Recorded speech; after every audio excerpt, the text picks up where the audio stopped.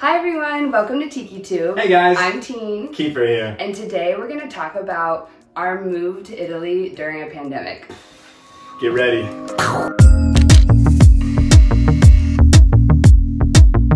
After 8 long months, being in the States are finally taking off for Italy. Finally. See you on the other side. Hey guys, welcome back. So to start the video off, I kind of wanted to talk about where we currently are at. So right now we live in Sicile, which is in the Friuli region of Friuli, Venezia, Giulia.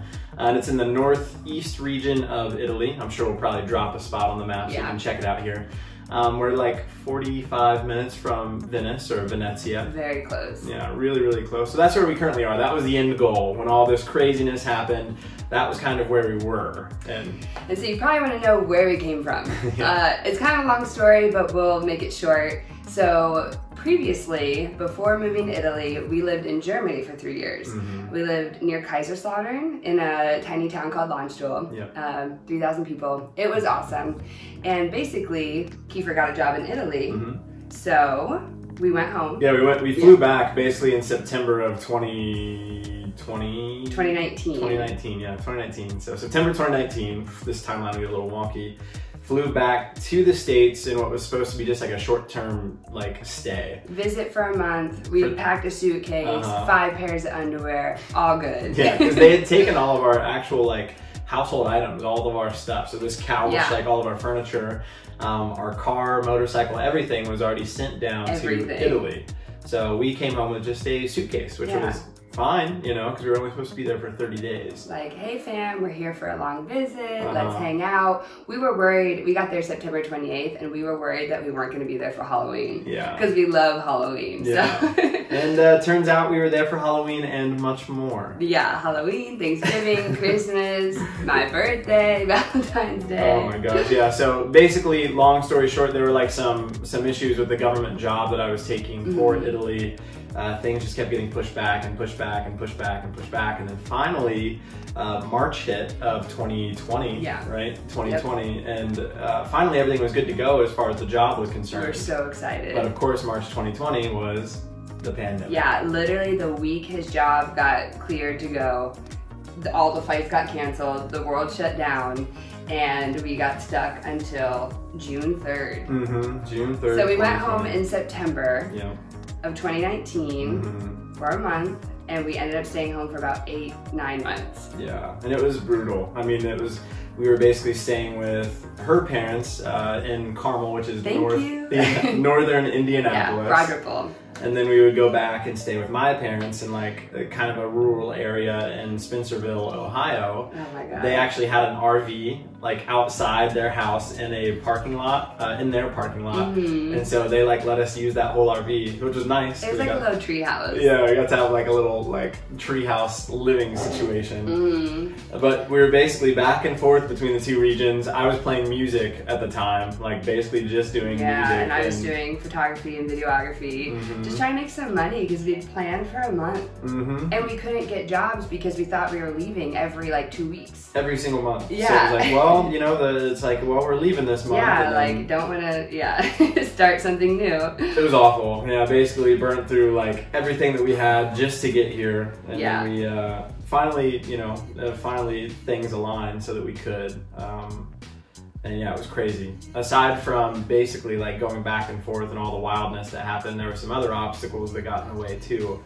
Obviously it was during a pandemic, so we had to actually obtain what's called a like a mission visa is what we needed to get to basically be able to enter Italy. So we had to show that like I was working for the government coming over here. The problem is that the Italian consulate that we had to go to, which was in Detroit, it was only open 1 time per week. And when they were open, that was the only time that they would check the packages. You couldn't even go in for a face-to-face visit.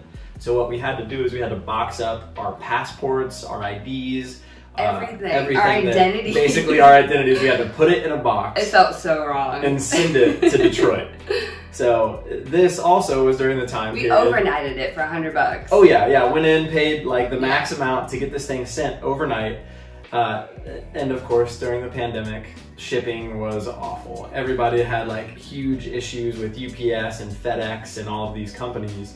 And so when we sent it there, understandably so. Yeah, absolutely. I mean, it was a crazy time, but basically it had gotten to Detroit and they got lost like multiple times. They got lost there, it got sent back to Indianapolis, got lost there again. Yeah. Our flight had to get moved because this package never got there and we never got a mission visa.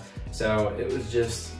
So we finally got it back. We called FedEx or UPS or whichever it was. They're like, oh yeah, it's been sitting here for a week. And we were like, oh my God, we were supposed to leave a week ago. Yeah. And so we drive to Detroit. We bring this packet. Actually, no, I it was stayed still on in the mail. Yeah, it was still there. It was still there in Detroit. I had to sit on the phone with them for like 7 hours. Yeah, we just wouldn't hang up. Yeah. You know, they were like, no, you can't speak to a manager. I was like, don't hang up, and keep her stay on the phone. Yeah, literally a whole work day. Yeah, so finally, I was just like, I'm just gonna drive there. I was like, you know what? You guys have the package. Stay there. Keep it there. Yeah. I'm going to be there tomorrow at the Italian consulate. I will meet your UPS driver and I will carry the package myself. So we had to be there at an exact time, like driving from Indianapolis to Detroit. It's only like 4.5 hours. But the whole way... Only 4.5 cool hours. Well, but the whole way driving... we had to be there at like 8 in the morning. Yeah, maybe earlier. Yeah, so we rolled out like 3:30 a.m. The whole way driving there, I felt like we were having a panic attack. Like, this is not going to work out. You know? It was awful. And we get there, oh my God, and all the paperwork that we had done,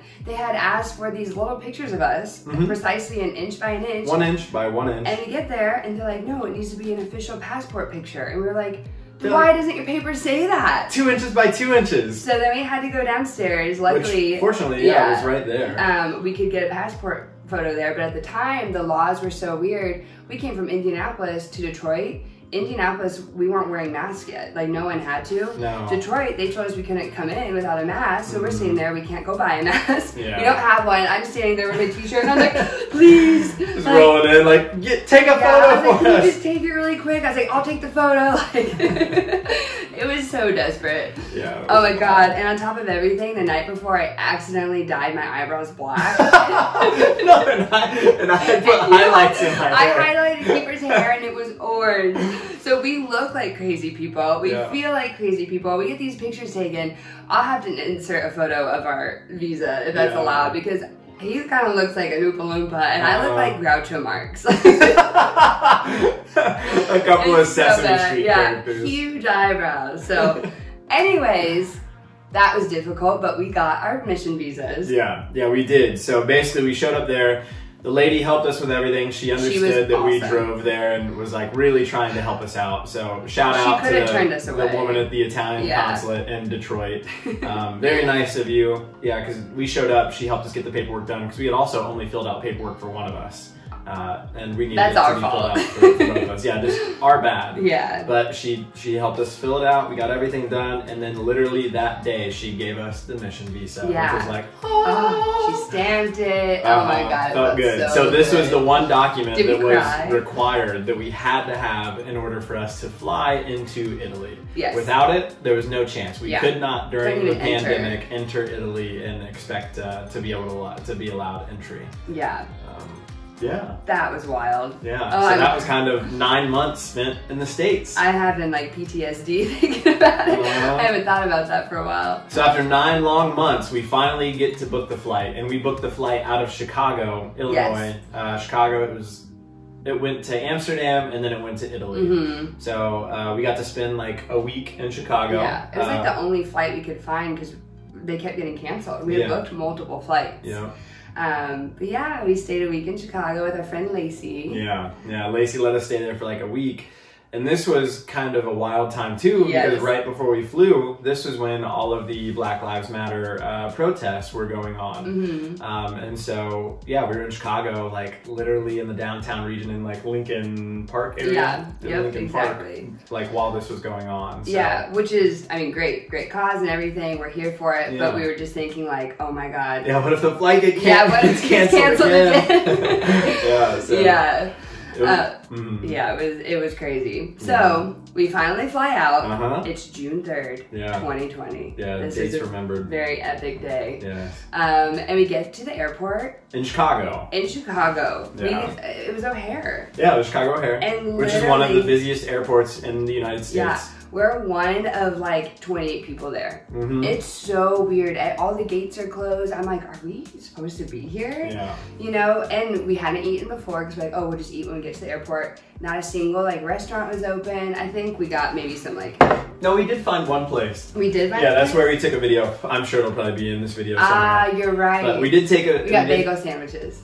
I thought it was like a veggie burger. I don't know what we got.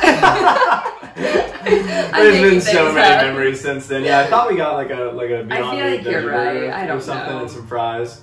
But I try to block that part out. Yeah, empty Chicago airport. That was eerie, but nothing in comparison to coming to Italy. Oh yeah. Yeah. So essentially, once we boarded our flight in Chicago, super happy. Still don't believe it's happening because obviously 9 months of homelessness and joblessness and all this stuff will do that to you. So we finally landed.